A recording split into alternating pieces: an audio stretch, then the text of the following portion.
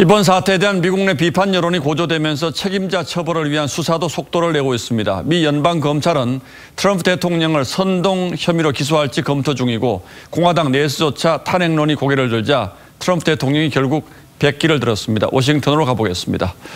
자, 최우정 특파원. 네, 워싱턴입니다. 이번 사태에 대해서 내란이다, 반란이다라는 표현이 나오는 건 아무래도 사태의 심각성을 대단히 크게 받아들이고 있다는 뜻일 텐데 수사는 어떻게 진행이 되고 있습니까? 네, 우선 FBI가 의사당 폭동 사건에 대한 수사에 착수했습니다. 이 CCTV 등을 통해서 시위대 인원을 한 명 한 명 확인하고 있습니다. 연방검찰은 이미 체포한 52명을 포함해서 신원이 확인되는 시위대 전원에 대해 내란 음모와 반란 등의 혐의를 적용해 기소를 한다는 방침입니다. 여기에 난입을 부추긴 트럼프의 연설도 기소할지 검토 중입니다.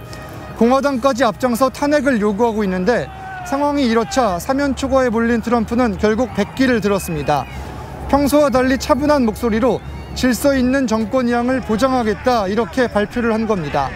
애국자라고 했던 시위대를 향해선 대가를 치를 것이라면서 자신은 무관하다고 발표했습니다.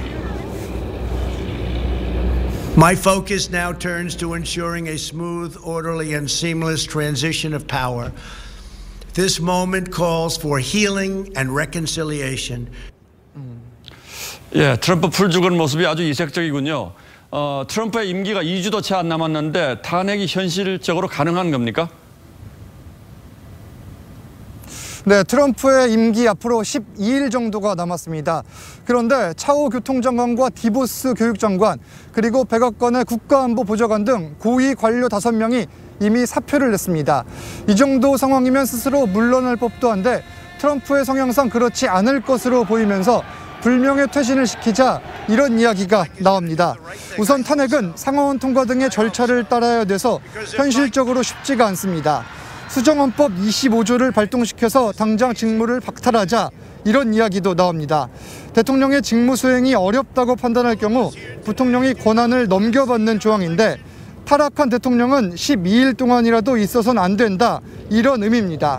만약 긴급 강요회의가 소집돼 펜스 부통령과 내각의 과반수 동의가 있으면 대통령직 박탈은 이론적으로 가능합니다. 다만 부통령 펜스는 남은 기간에 혼란만 커질 거라며 반대하는 상황입니다. 지금까지 워싱턴에서 전해드렸습니다.